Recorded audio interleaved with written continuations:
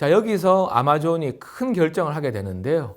이것이 바로 아마존이 온라인 소매 모델에서 플랫폼 비즈니스 모델로 전환하는 그런 결정적인 이제 분기점이 됩니다. 아마존의 고민은 이베이처럼 플랫폼 비즈니스 되기 위해서는 우리가 하고 있는 단순 소매업에 머물러서는 한계가 있다는 것이죠.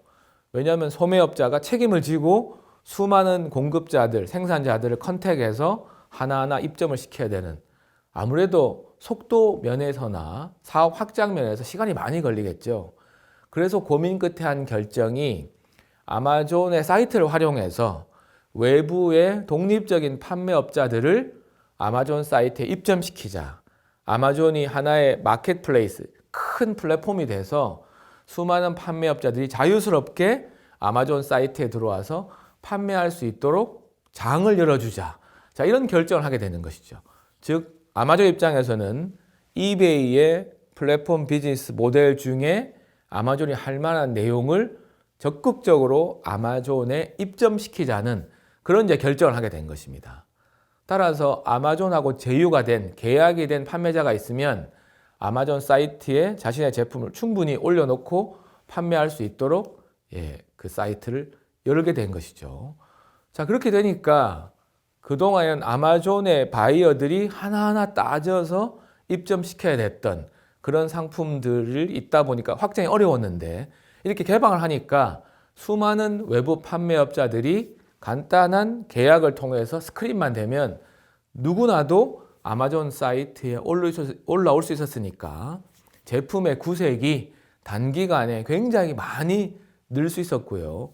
그러다 보니 구매자들은 좀 더 저렴한 가격에 살 수 있는 상품들이 더 많이 늘어난 효과가 있고, 덕분에 더 많은 구매자들이 아마존으로 들어오고, 말씀드린 것처럼 그렇게 많이 들어오니 다시 또 더 많은 사람들을 유치할 수 있는 그런 네트워크 효과가 양쪽 투 사이드에서 벌어진 것이죠. 자연스럽게 구매자들 입장에서는 아마존과 이베이를 다 써봤는데 이 둘 간의 비교가 일어난 것이고, 이 비교에서 아마존이 조금씩 우위를 차지하는 현상이 발견되게 된 것입니다. 자, 아마존이 플랫폼 사업자, 외부 사람들을 끌어들여서 우리 사이트에서 사업을 해라, 이렇게 개방한 것들이 이 두 세력의 경쟁에 미묘한 변화를 일으켰는데요. 아마존이 절대적으로 분리했던 구색 부분이 대폭 강화가 됐습니다. 이베이와의 격차가 대폭 줄어들었죠. 그리고 가격도 다운이 됐어요. 아마존이 직접 소싱을 하게 되면 여러 가지 비용들이 들어가게 되는데, 그냥 외부 세력이 바로 사이트에 들어오게 되니까 상대적으로 가격을 낮출 수가 있었던 거죠. 그래서 이베이와 비교했을 때 불리한 부분들이 이렇게 보완이 이루어졌고요. 자, 반대로 편의성이나 신뢰는 아마존이 여전히 우위를 차지하고 있었습니다.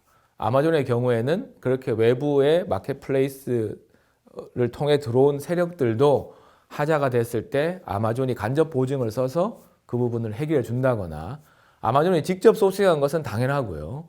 혹은 혹시라도 물류나 배송상에 문제가 생겼을 때 그런 것들을 보완해주는 시스템을 유지했기 때문에 결국 이렇게 되니까 두 개의 플랫폼 중에서 소비자 입장에서는 가격이나 구색 측면에서 유사하다면 오히려 아마존이 보증을 해주고 편리성을 제공하는 게 훨씬 낫다, 이렇게 돼서 대거 소비자들이 아마존으로 몰리게 되는 그런 현상이 발생하는 것이죠.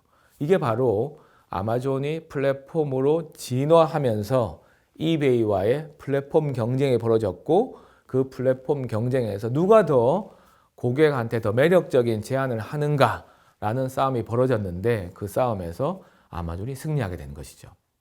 자, 이렇게 처음에는 단순한 도서에서 시작해서 품목을 늘렸고, 그 다음에 플랫폼으로 바꿔서 강력한 이제 사업자가 되다 보니 여기서 이제 아마존이 경쟁 우위를 확보하게 되는데요.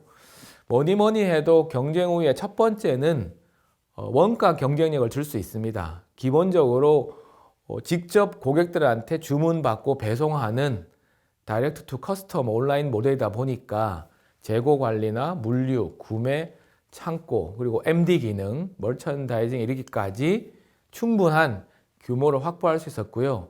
그 덕분에 오프라인과 비교했을 때 반센노블이나 베스트바이, 월마트 같은 회사들과의 경쟁에서 충분한 경쟁력을 확보한 것이죠.